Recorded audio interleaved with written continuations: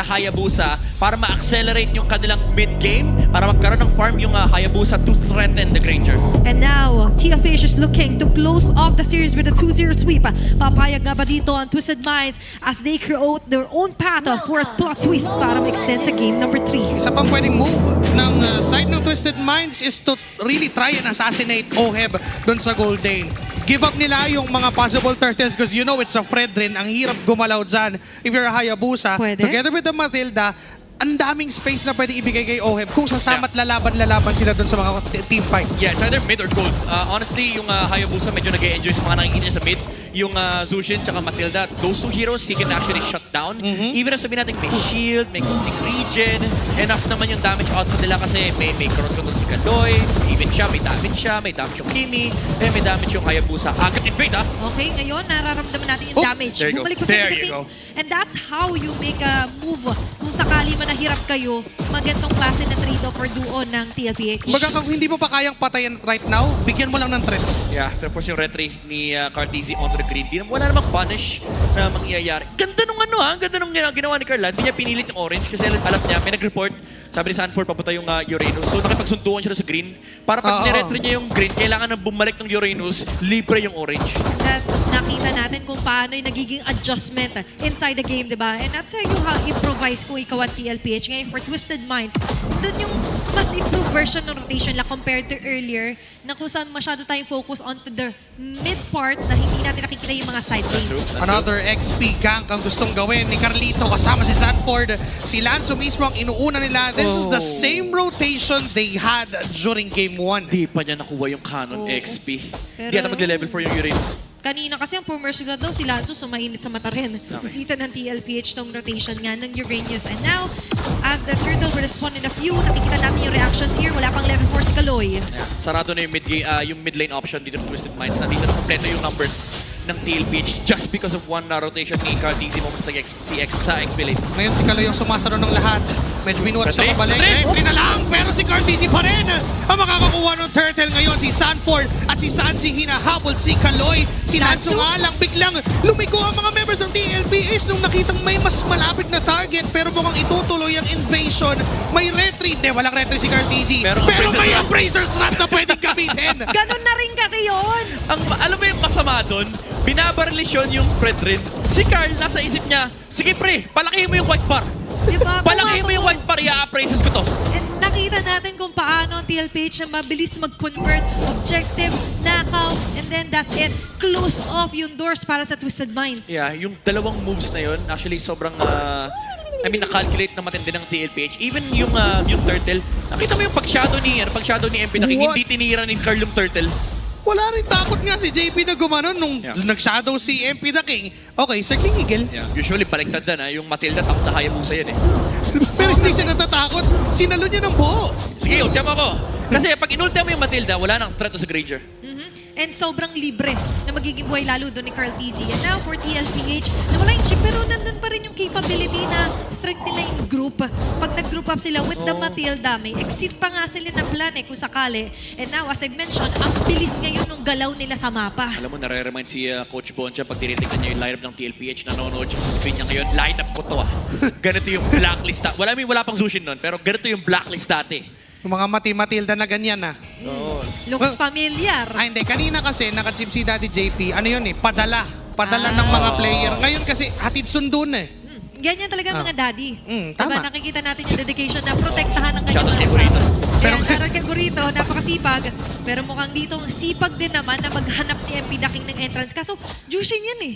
Yeah. Yun yung sinasabi mo ng early game eh, na sana early pa lang na-punish na nung time na wala pang ultimate si Sanji. Ngayon na may Nakaw. ultimate, ang dali-dali lang para sa kanya na umalis doon sa Hayabusa. Yeah. Meanwhile, si Lanzo ay naghahabol. Nandiyan naman si Sanford para tumulong pero all for the turtle, walang gustong overextension ng dalawang teams. Maganda yung direction nila dito as well as nakaagaw by the way ulit si Carteezy. So sobrang limited ng resources din for MP Daking and even JP out to the front. Yeah, they're even forcing this turtle kasi alam nila pag kailangan magpakita ng Hayabusa rito. May retry si MP Daking however, SOD? SOD ay dumating pero si MP na yung makakakuha nung turtle na yun. napakagandang perfect timing ng retribution from MP the King. At nakaagaw sila, umalis bigla yung TLPH, wala na magawa yung Twisted Mind, hindi na sila pwedeng humabol. Yeah, good punish from Twisted Minds. Akala ni Card may space siya para patagalin yung turtle, pero nandun kasi si Lanzu. Ayaw niyang bitawan yung turtle. Nire-ready niya para sa kanyang hare, and nandoon yung red tree mula kay MP the King. So this is some form of space na binabalik ng Twisted Minds papunta sa kanila para magka-farm lalo si Nosha. And I'm actually surprised na hindi nila ira-rush ni Carteezy yung kanyang Blade Armor. He's fully committing to the Radiant Armor. So that means yung damage output ni MP the King dito tsaka ni Nosha, tatagos sa spread rin. Oo, kaya pa kung sakali. And for Twisted Minds, nakikita natin ngayon, hindi sila masyadong nag-example. 1v1, Ninosa at OM! OM6! Flicker in bang! First blood of the game! Sa 5-minute mark pa natin nakita! First blood pa lang yan. Oo! First blood! Alam mo, Nosha, remind niya lang dapat yung sarili niya. Sinabi niya kanina sa Smart Ping Test, mag-farm ka lang, okay? Tama. Hindi mo kailangan i-contest ng 1v1 si Oheb. Tama. Lalo kapag nauna siya sa setup. Kasi even though tumama yung Spirit Misery, unfortunately, hindi kumabit sa pader. And lamang ang Granger sa 1v1 versus the Moskov kapag sinasalo mo ng buong-buo yung Rhapsody. And remember, there's a reason kung bakit included siya sa Infinix Keys to Victory natin na i-deny yung Granger ni Oheb. Yep. Pero sa may bandang gitna, si Sintado mention, nasisimento na rin ang kakunan ni Carteezy. Si Carteezy yung Ayun. gustong banata ng mga members of Twisted. And makukuha naman nila committing every single ultimate nung apat na nandun. Twisted Minds, ganda ng punish. Again, needs to be mid. This is the part of the map na pwede silang gumawa ng maraming plays, especially kapag humihiwalay yung Matilda ni JP. Balak Pwede. sana sunduin ni JP yung Granger sa ibaba. Unfortunately, naiiwan si Carteezy. And there goes the Shadow Kill mula kay MP the King na again, ramdam natin, tumatagos yung damage doon sa Fredrin. Nakita natin yung magandang layer here for Twisted Minds and even the Turtle Lanzu, will be going on to Epi the King. Lanzu, yan yung trend, yan yung tapak na hinahanap natin kasi sa katapangan siya yung ipapunish. Medyo na ibalibag. Traction pulse din nagamit din. JP ay naipit doon. Sanford with zone. Kaso nga lang, hindi pa yung damage para Carl? pumatayin ng isa. Ngayon, nandito na si Carlito. Sasabay na rin sana si MP the King pero biglang wala na siyang naabutan at nag-disperse lahat. yeah, masaya ang Twisted Minds ngayon. Kahit sabihin natin may kalamangan si Oheb sa pera, lahat naman. Totoo Versus naman. anybody, lamang naman talaga siya sa pera. Pero at least hindi nagagalaw yung mid-game ng Twisted Minds. Makakatawid sila. And this is also the time na magagamit nila yung Hayabusa tsaka Kimi. Pero it's just a small window. Kasi pag tinignan mo yung Lapu tsaka Fredrin, medyo patapos na yung Blade Armor. Okay. Recipe na lang yata yung kulang nung Blade Armor ni Carteezy. So, Oo. onti na lang ang inaantay. Parang sinasabi na lang niya, wait lang, pabuo na. Pero si Sanford hindi na mag-wait dahil papasukin na. Si Lanzo ay medyo nasaktan. Yung lapo-lapo pa lang yan. Ay, si MP na King, Sugod. nag-shadow in, naka-circling eagle, sinadiktipi sa likuran, Wait. mapapaatras ngayon ang kupunan na TLPH dahil naghahabol ang Twisted Minds pero hindi masyado. Protection lang. Protection lang. And it's a cover for Oheb as well to take down the turret dun sa may bandang baba. And as you mentioned, may very specific window ngayon Twisted Minds that they could maximize nang wala pang ang item dun. Yeah. Si Carteezy. Spear. Pero yung Op. Spear of Destruction, nakaabang lang si Wala. Sanford to. Kung tumama, may naka-Blade Armor eh. What? MP the King, binug yung shadow kill. Wala nga lang siyang napatay. Nakaligtas si Oheb doon. Lanzo ay pinapalambot ng kupunan ng TLPH at sa pool ng Appraiser's Wrath. Etong si Lanzo mawawala sa Twisted Minds. Okay. Ngayon lamang sila sa numero. Papasok uli ang TLPH. Nagkakaroon naman tayo ng repeat as TLPH takes charge dito sa clashes na yun. Kunat, boss. Alam mo, kahit late yung Blade Armor, nasa tamang timing pa din. Naramdaman ni MP eh. Ang kunat eh. Nandun na naman, di ba? Rinse and repeat actually yung strategy here for Carteezy. Tapos sabi ni Sean, pre, ramdam ko rin eh. Ang sakit eh. Men, lamang na naman siya dun sa Assassin. So, 4.73. Tapos yung Hayabusa, 4.66. sa sobrang desperado nila mag-deal ng damage, inuna na Sean inuna na niya na yung Divine Claim. Divine Claim, yeah. Para lang bumaba yung mga magic damage reduction. Kaso ang problema, babalik sa kanya lahat yan eh. Oh, teka lang.